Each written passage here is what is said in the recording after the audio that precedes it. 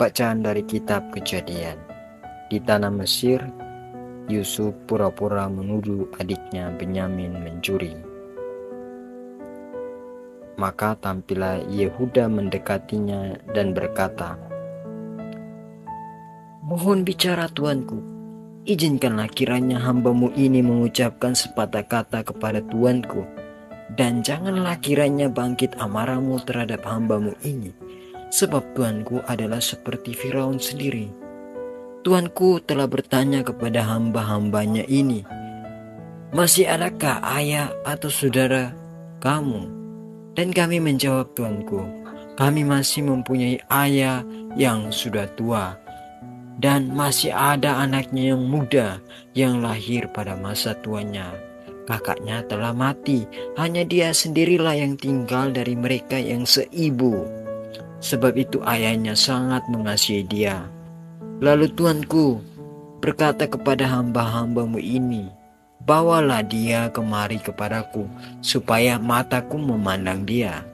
Kemudian tuanku berkata kepada hamba-hambamu ini, jika adikmu yang bungsu itu tidak datang kemari bersama-sama dengan kamu, kamu tidak boleh melihat mukaku lagi. Setelah kami kembali kepada hambamu, ayahku, maka kami memberitahukan kepadanya perkataan tuanku itu. Kemudian ayah kami berkata, kembalilah kamu, membeli sedikit bahan makanan bagi kami. Tetapi jawab kami tidak dapat pergi ke sana.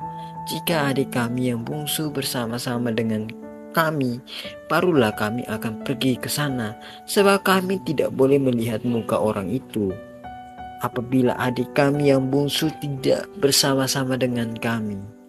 Kemudian berkatalah hambamu, ayahku, kepada kami, kamu tahu bahwa istriku telah melahirkan 2 orang anak bagiku, yang seorang telah pergi daripadaku, dan aku telah berkata, tentulah ia diterkam oleh binatang buas, dan sampai sekarang aku tidak melihat dia kembali. Jika anak ini kamu ambil pula daripadaku, dan ia ditimpa kecelakaan, maka tentulah kamu akan menyebabkan aku yang uban ini turun ke dunia orang mati karena nasib celaka. Ketika itu Yusuf tidak dapat menahan hatinya lagi di depan semua orang yang berdiri di dekatnya. Lalu berserulah ia, suruhlah keluar semua orang dari sini. Maka tidak ada seorang pun yang tinggal di situ bersama-sama Yusuf ketika ia memperkenalkan dirinya kepada saudara-saudaranya. Setelah itu menangislah ia keras-keras sehingga kedengaran kepada orang Mesir dan kepada seisi istana Firaun. Dan Yusuf berkata kepada saudara-saudaranya, akulah Yusuf, masih hidupkah Bapak? Tetapi saudara-saudaranya tidak dapat menjawabnya, sebab mereka takut dan gemetar menghadapi dia. Lalu kata Yusuf kepada saudara-saudaranya itu, marilah dekat-dekat. Maka mendekatlah mereka. Katanya lagi, akulah Yusuf saudaramu, yang kamu jual ke Mesir. Tetapi sekarang janganlah bersusah hati dan janganlah menyesal diri, karena kamu menjual aku ke sini. Sebab untuk memelihara kehidupanlah Allah menyuruh aku mendahului kamu. Demikianlah sabda Tuhan. Syukur kepada Allah. Mazmur tanggapan dengan referen, ingatlah akan karya Tuhan yang ajaib. Ketika Tuhan mendatangkan kelaparan ke atas tanah Kanaan dan menghancurkan seluruh persediaan makanan, diutusnyalah seorang mendahului mereka, yakni Yusuf yang dijual menjadi budak. Referen, ingatlah akan karya Tuhan yang ajaib. Kakinya diborgol dengan belenggu, lehernya dirantai dengan besi, sampai terpenuhinya nubuatnya, dan firman Tuhan membenarkan dia. Referen, ingatlah akan karya Tuhan yang ajaib. Raja menyuruh melepaskan dia. Penguasa para bangsa membebaskannya, dijadikannya dia tuan atas istananya dan pengolah segala harta kepunyaan. Referen, ingatlah akan karya Tuhan yang ajaib. Bait pengantar Injil. Haleluya, haleluya, haleluya. Kerajaan Allah sudah dekat. Bertobatlah dan percayalah kepada Injil. Haleluya, haleluya, haleluya. Semoga Tuhan beserta kita sekarang dan selama-lamanya. Inilah Injil Yesus Kristus menurut Matius. Dimuliakanlah Tuhan. Pada waktu itu Yesus bersabda kepada ke-12 muridnya, "Pergilah dan wartakanlah kerajaan Allah sudah dekat. Sembuhkanlah orang sakit, bangkitkanlah orang mati, tahirkan orang kusta, usirlah setan-setan. Kalian telah memperolehnya dengan cuma-cuma, karena itu berikanlah pula dengan cuma-cuma. Janganlah kalian membawa emas atau perak atau tembaga dalam ikat pinggangmu. Janganlah kalian membawa bekal dalam perjalanan. Janganlah kalian membawa baju 2 helai, kasut, atau tongkat, sebab seorang pekerja patut mendapat upahnya. Apabila kalian masuk ke kota atau desa, carilah di situ seorang yang layak, dan tinggallah padanya sampai kalian berangkat. Apabila kalian masuk ke rumah orang, berilah salam kepada mereka. Jika mereka layak menerimanya, salammu itu turun kepadanya. Jika tidak, salammu itu kembali kepadamu.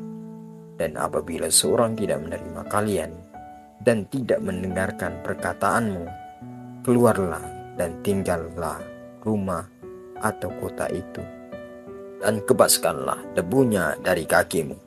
Aku berkata kepadamu, sungguh pada hari penghakiman, tanah Sodom dan Gomora akan lebih ringan tanggungannya daripada kota itu."